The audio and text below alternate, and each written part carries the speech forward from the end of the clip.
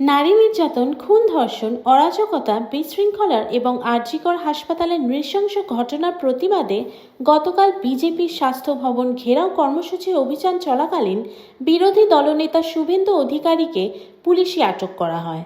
তার প্রতিবাদে সারা রাজ্য জুড়ে বিজেপির থানা ঘেরাও কর্মসূচি ডাক দেওয়া হয়।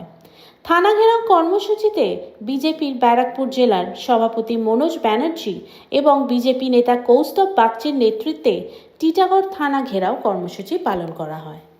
আজকে আমরা জানেন যে পশ্চিমবাংলার বুকে বিগত দিনে যেভাবে একের পর এক নারী ধর্ষণ হচ্ছে শুরু করে খুন ধর্ষণ রাহাজানি চলছে, পশ্চিমবাংলায় একটা অরাজকতা অবস্থার সৃষ্টি হয়েছে মমতা বন্দ্যোপাধ্যায়ের নেতৃত্বে এই সরকারের আমলে।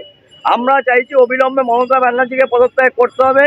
আমরা চাইছি যে সমস্ত দুষ্কৃতকারী আছে এবং বিশেষ করে আজকে করে যে ঘটনা ঘটেছে যারা দোষী আছে, শুধু যে দোষী নয়, যারা দোষী আছে তাদের উপযুক্ত শাস্তি দিতে হবে এবং পর্যাপ্ত নিরাপত্তা করতে হবে এবং তার সাথে সাথে মমতা বন্দ্যোপাধ্যায়কে অবিলম্বে পদত্যাগ করতে হবে।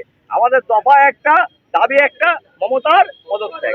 জানেন গতকাল বিজেপির যে শান্তিপূর্ণ যে আমাদের আইন অমান্য কর্মসূচি, যেটা আমাদের স্বাস্থ্য ভবন অভিযান যেটা ছিল, সেই স্বাস্থ্য ভবন অভিযান চলাকালীন আমাদের রাজ্যের বিরোধী দলনেতা মাননীয় শুভেন্দু অধিকারীকে টেনে হিজড়ে পুলিশ গাড়িতে তোলে এবং দীর্ঘক্ষণ ধরে গাড়িতে বসিয়ে রাখে, প্রায় আধা ঘন্টা ওরকম তীব্র দাবদাহের মধ্যে, কোনো ড্রাইভার নেই, কিছু নেই, একটা মানসিক অত্যাচার করা। তো কালকে এই ঘটনার পরিপ্রেক্ষিতে আমাদের রাজ্যের সভাপতি মাননীয় ডক্টর সুকান্ত মজুমদার, কেন্দ্রীয় প্রতিমন্ত্রী, তিনি ঘোষণা করেছিলেন যে আজকে এই ঘটনার প্রতিবাদে সমস্ত থানার সামনে বিক্ষোভ হবে। সেই ঘোষণার কারণে আমাদের আজকে এই বিক্ষোভ।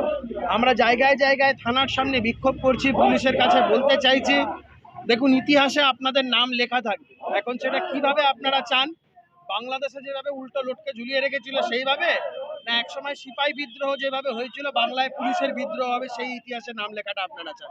কোনটা চান সিদ্ধান্ত আপনাদের নিতে হবে।